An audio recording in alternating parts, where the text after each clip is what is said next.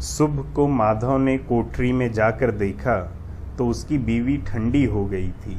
उसके मुंह पर मक्खियां भनक रही थीं, पथराई हुई आंखें ऊपर टंगी हुई थीं, सारा जिस्म खाक में लथपथ हो रहा था। उसके पेट में बच्चा मर गया था। माधव भागा हुआ घेसू के पास गया। फिर दोनों जोर जोर से हाय हाय करने और छाती पीटने लगे। पड़ोस वालों ने ये आहोजारी सुनी तो दौड़े हुए आए और रस्म कदीम के मुताबिक गमज़दों की तशफ़ी करने लगे। मगर ज़्यादा रोने धोने का मौका न था। कफन की और लकड़ी की फ़िक्र करनी थी। घर में तो पैसा इसी तरह गायब था जैसे चील के घोंसले में मांस। बाप बेटे रोते हुए गांव के ज़मींदार के पास गए। वो उन दोनों की सूरत से नफ़रत करते थे। कई बार उन्हें अपने हाथों पीट चुके थे। चोरी की इल्लत में, वादे पर काम पर ना आने की इल्लत में। पूछा, क्या है बे घेसुआ, रोता क्यों है? अब तो तेरी सूरत ही नज़र नहीं आती। अब मालूम होता है कि तुम इस गांव में रहना नहीं चाहते। घेसुआ ने ज़मीन पर सर रखकर आंखों में आंसू भरते हुए कहा, सरकार, बड़ी विपत में हूँ। माधव की घरवाली रात गुजर गई। दिन भर तड़पती रही सरकार। आधी रात तक हम दोनों उसके सिरहाने बैठे रहे। दवा दारू जो कुछ हो सका था सब किया, मगर वो हमें दगा दे गई। अब कोई एक रोटी देने वाला नहीं रहा। मालिक तबाह हो गए, घर उजड़ गया। आपका गुलाम हूँ। अब आपके सिवा उसकी मिट्टी कौन पार लगाएगा? हमारे हाथ में तो जो कुछ था वो सब दवा दारू में उठ गया। सरकार ही की दया होगी तो उसकी मिट्टी उठेगी। आपके सिवा और किसके द्वार पर जाऊं? जमींदार साहब रहमदिल आदमी थे, मगर घेसू पर रहम करना काले कंबल पर रंग चढ़ाना था। जी में तो आया कह दे, चल दूर हो यहाँ से, लाश घर में रख सड़ा। यूं तो बुलाने से भी नहीं आता। आज जब गर्ज पड़ी तो आकर खुशामद कर रहा है। हरामखोर कहीं का बदमाश। मगर ये गुस्सा या इंतकाम का मौका नहीं था। तौवानो करहन 2 रुपए निकालकर फेंक दिए, मगर तशफ़ी का एक कलमा भी मुंह से न निकाला। उसकी तरफ ताका तक नहीं, गोया सर का बोझ उतारा हो।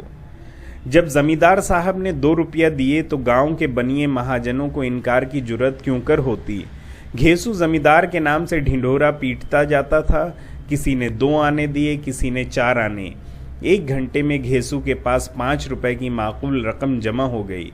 किसी ने गल्ला दिया और किसी ने लकड़ी, और दोपहर को घेसू और माधव बाजार से कफन लाने चले। इधर लोग बांस वांस काटने लगे। गांव की रकीकुल कल्ब औरतें लाश आ आकर देखती थीं और उसकी बेबसी पर 2 बूंद आंसू गिराकर चली जाती थीं। बाजार में पहुंचकर घेसू बोला, लकड़ी तो उसे जलाने भर को मिल गई है, क्यों माधव? माधव बोला, हाँ लकड़ी तो बहुत है, अब कफन चाहिए। तो कोई हल्का सा कफन ले लें? हाँ और क्या, लाश उठते उठते रात हो जाएगी। रात को कफन कौन देखता है? कैसा बुरा रिवाज है कि जिसे जीते जी तन ढांकने को चीथड़ा भी न मिले, उसे मरने पर नया कफन चाहिए। कफन लाश के साथ जल ही तो जाता है। और क्या रखा है? यही 5 रुपया मिलते तो कुछ दवा दारू करते। दोनों एक दूसरे के दिल का माजरा मानवी तौर पर समझ रहे थे। बाजार में इधर उधर घूमते रहे, यहाँ तक कि शाम हो गई। दोनों इत्तेफाक से या आमदन एक शराब खाने के सामने आ पहुंचे और गोया किसी तयशुदा फैसले के मुताबिक अंदर गए और ज़रा देर तक दोनों तज़ब्ज़ुब की हालत में खड़े रहे। फिर घेसू ने 1 बोतल शराब की ली, कुछ गज़क, और दोनों बरामदे में बैठकर पीने लगे। कई कुज्जियाँ पैहम पीने के बाद दोनों सुरूर में आ गए। घेसू बोला, कफन लगाने से क्या मिलता? आखिर जल ही तो जाता, कुछ बहू के साथ तो न जाता। माधव आसमान की तरफ देखकर बोला, गोया फरिश्तों को अपनी मासूमियत का यकीन दिला रहा हो। दुनिया का दस्तूर है, यही लोग बामनों को हजारों क्यों दे देते हैं। कौन देखता है परलोक में मिलता है कि नहीं। बड़े आदमियों के पास धन है, फूंकें। हमारे पास फूंकने को क्या है? लेकिन लोगों को जवाब क्या दोगे? लोग पूछेंगे नहीं कि कफन कहाँ है? घेंसू हंसा, कह देंगे कि रुपया कमर से खिसक गए, बहुत ढूंढा मिले नहीं।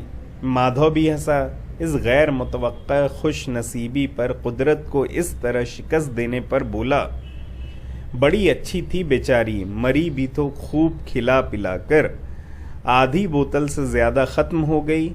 घेसू ने 2 सेर पूड़ियाँ मंगवाई, गोश्त और सालन और चटपट कलेजियाँ और तली हुई मछलियाँ।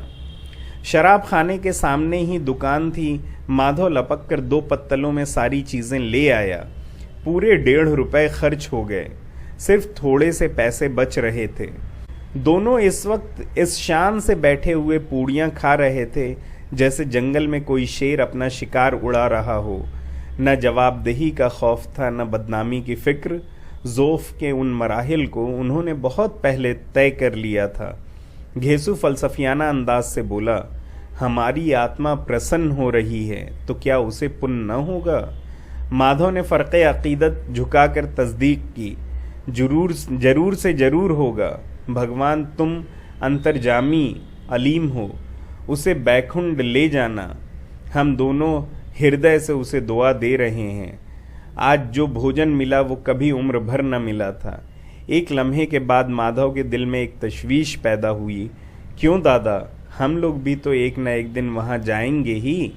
घेसू ने इस तिफलाना सवाल का जवाब न दिया। माधव की तरफ पुरमलामत अंदाज से देखा। जो वहाँ हम लोगों से वो पूछेगी कि तुमने हमें कफन क्यों नहीं दिया तो क्या कहोगे? कहेंगे तुम्हारा सर। पूछेगी तो जरूर। तू कैसे जानता है कि उसे कफन न मिलेगा? तू मुझे ऐसा गधा समझता है? मैं 60 साल दुनिया में क्या घास खोदता रहा हूँ? उसको कफन मिलेगा और उससे बहुत अच्छा मिलेगा जो हम देते। माधव को यकीन ना आया, बोला, कौन देगा? रुपए तो तुमने चट कर दिए। घेसू तेज हो गया। मैं कहता हूँ उसे कफन मिलेगा, तू मानता क्यों नहीं? कौन देगा, बताते क्यों नहीं? वही लोग देंगे जिन्होंने अब की दिया। हाँ, वो रुपया हमारे हाथ ना आएंगे, और अगर किसी तरह आ जाए तो फिर हम इसी तरह यहाँ बैठे पिएंगे और कफन तीसरी बार मिलेगा। जूं जूं अंधेरा बढ़ता था और सितारों की चमक तेज होती थी, मैखाने की रौनक भी बढ़ती जाती थी। कोई गाता था, कोई लहकता था, कोई अपने रफ़ीक के गले लिपटा जाता था, कोई अपने दोस्त के मुंह से सागर लगाए देता था। वहाँ की फिजा में सुरूर था, हवा में नशा। कितने तो चुल्लू में उल्लू हो जाते हैं। यहाँ आए थे सिर्फ खुद फरामोशी का मज़ा लेने के लिए। शराब से ज़्यादा यहाँ की हवा से मसरूर होते थे। ज़ीस्त की बला यहाँ खींच लाती थी और कुछ देर के लिए वो भूल जाते थे कि वो जिंदा हैं या मुर्दा हैं या जिंदा दरगौर। और ये दोनों बाप बेटे अब भी मज़ा ले लेकर चुस्कियाँ ले रहे थे। सबकी निगाहें इनकी तरफ जमी हुई थीं। कितने खुश नसीब हैं दोनों। पूरी बोतल बीच में है। खाने से फारिग होकर माधव ने बची हुई पूरियों का पत्तल उठाकर एक भिखारी को दे दिया, जो खड़ा उनकी तरफ गिरसना निगाहों से देख रहा था और पीने के गुरूर, वलवला और मुसर्रत का अपनी जिंदगी में पहली बार एहसास किया। घेसू ने कहा, ले जा, खूब खा और आशीर्वाद दे। जिसकी कमाई है वो तो मर गई, मगर तेरा आशीर्वाद उसे जरूर पहुंच जाएगा। रोए रोए से आशीर्वाद दे, बड़ी गाढ़ी कमाई के पैसे हैं। माधव ने फिर आसमान की तरफ देखकर कहा, बैकुंठ में जाएगी दादा, बैकुंठ की रानी बनेगी। घेसू खड़ा हो गया और जैसे मुसर्रत की लहरों में तैरता हुआ बोला, हाँ बेटा, बैकुंठ में जाएगी। किसी को सताया नहीं, किसी को दबाया नहीं। मरते वक्त हमारी जिंदगी की सबसे बड़ी लालसा पूरी कर गई। वो न बैकुंठ में जाएगी तो क्या ये मोटे मोटे लोग जाएंगे जो गरीबों को दोनों हाथ से लूटते हैं और अपने पाप को धोने के लिए गंगा में जाते हैं और मंदिर में जल चढ़ाते हैं?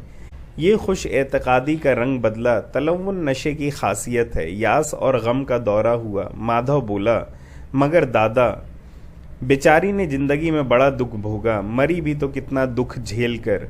वो आंखों पर हाथ रखकर रोने लगा।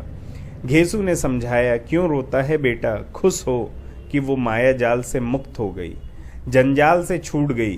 बड़ी भागवान थी जो इतनी जल्दी माया मोह के बंधन तोड़ दिए। और दोनों वहीं खड़े होकर गाने लगे, ठगनी क्यों नैना झमकावे ठगनी, सारा मैखाना महवे तमाशा था। और ये दोनों महकश महवियत के आलम में गाए जाते थे। फिर दोनों नाचने लगे, उछले भी, कूदे भी, गिरे भी, मटके भी, भाव भी बताए और आखिर नशा से बदमस्त होकर वहीं गिर पड़े।